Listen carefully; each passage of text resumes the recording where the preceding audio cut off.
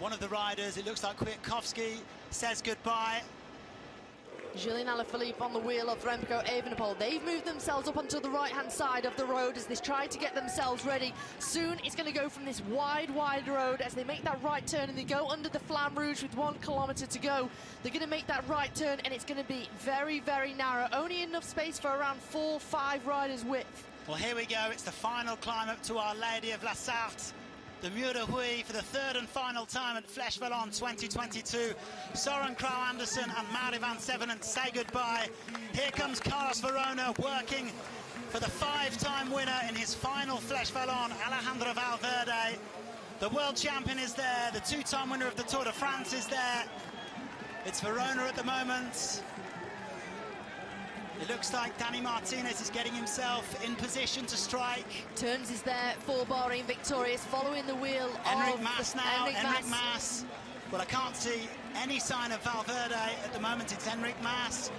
Vlasov is there for Bora Hansgrohe, and sitting there, Dani Martinez alongside Alexander Vlasov. Julian Alaphilippe comes through.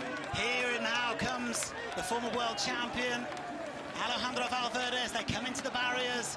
They're about to hit the steepest part of the climb. I haven't seen Tadej Pogačar up towards the front. Here they come, Enric Mas leading out Valverde. We can also see, looks like... Pogačar on the left-hand side. There he is. Here he comes, close to the barriers, just inside Remy Rochat. Valverde's in a great position. Alaphilippe is looking to stick to the wheel of Tadej Pogačar.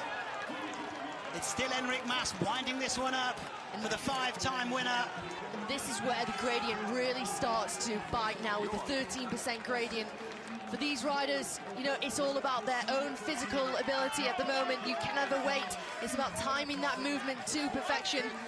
You can't Quentin Paché is up there as well for Groupama FDJ. They're leaving this very late, Hannah. It's all about knowing when you want to attack, waiting. Do you wait for the sprint? Do you go early to try and make a long-range attack? Valverde just slightly accelerates just to test the legs of Pogačar. Then here goes Dylan Teuns now. Here goes Dylan Teuns. He's got Valverde on his wheel, but Pogačar is coming as well in 5th wheel. Vlasov is there in 3rd, but it's Dylan Teuns leading out, and they've broken Tadej Pogačar. Can Julian Alaphilippe do exactly what he did last year and time this to perfection? It's Dylan Teuns, Alejandro Valverde, Alexander Vlasov.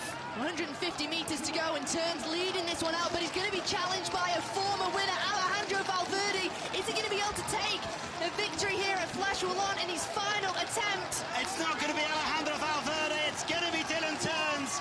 Dylan Teuns for the line. Dylan Teuns takes a superb victory at Fleche Wallone. It's Valverde in 2nd again, then Vlasov, then the world champion Alaphilippe is 4th. Dani Martinez.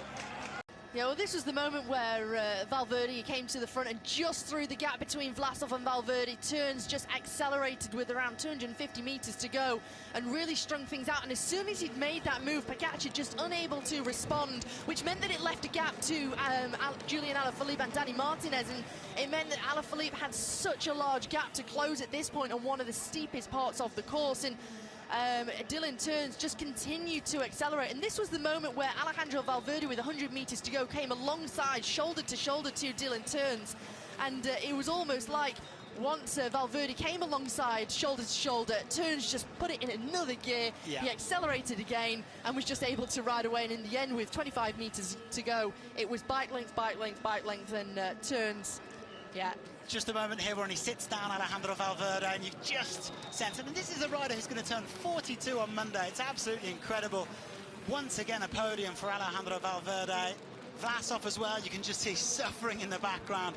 But Dylan Teuns, he looked comfortable, Hannah. He looked great there on the finish. He looked so strong and so in control of his effort.